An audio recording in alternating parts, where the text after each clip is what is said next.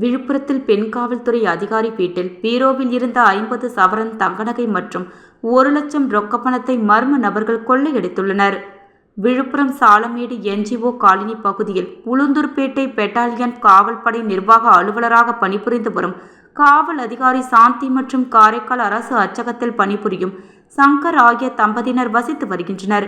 இவர்களின் மகளுக்கு வளைகாப்பு விழா அடுத்த மாதம் நடைபெற உள்ளதால் வீட்டில் 50 சவரன் தங்கநகை மற்றும் 1 லட்சம் ரூபாய் ரொக்க பணத்தை வைத்துவிட்டு பணிக்கு சென்றுள்ளனர்.